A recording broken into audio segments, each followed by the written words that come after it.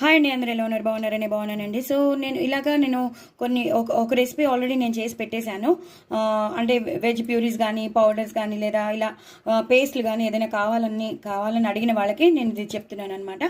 So ఈ paste మాత్రం మీరు తప్పకుండా చేసి పెట్టుకోవచ్చు. పుదీనా, కొత్తిమీర, వెల్లుల్లిపాయలు, అల్లం, పచ్చిమిర్చి, టమాటో వేసేసి, పసుపు వేసేసి గ్రైండ్ చేసుకున్న పేస్ట్. ఇది 3-4 డేస్ కంపల్సరీ ఉంటుందండి. ఫ్రిడ్జ్లో మాత్రం పెట్టుకోవాలి. పెట్టుకుంటే మనం దీన్ని కూరల్లోకి వాడుకోవచ్చు. లేదా మనం ఇలా రైస్ ఐటమ్స్ చేసుకుంటాం కదా, పులావ్స్ కానీ, బిర్యానీస్ కానీ, పుదీనా రైస్ కానీ, మనం ఏం చేసి పెట్టుకున్నా దానికి రైస్ ఐటమ్స్కి పనికొస్తుంది. అలాగే పచ్చడి కూడా దీంతో చేసేసుకోవచ్చు. దీన్ని ఒక్కసారి మనం టమాటో వేసేసి చింతపండు వేసేసి నానబెట్టేసుకుని పోపు వేయించేసి దీన్ని మనం ఒక్కసారి పోపులోనే వేయించేసి మనం గ్రైండ్ చేసేస్తే పచ్చడి అయిపోతుంది. సో మనం మల్టీపర్పస్గా ఇది వాడేయచ్చు. సో నేను ఇది సెకండ్ ఐటమ్.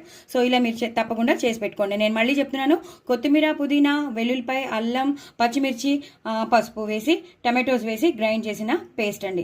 ఇది కూడా 3-4 డేస్ కంపల్సరీ ఉంటుంది ఫ్రిడ్జ్లో పెట్టుకుంటే. సో తప్పకుండా ఎయిర్ టైట్ కంటైనర్లో పెట్టుకుని చేసుకోవచ్చు. ఇది ఒక వెజ్ ప్యూరీ అండి.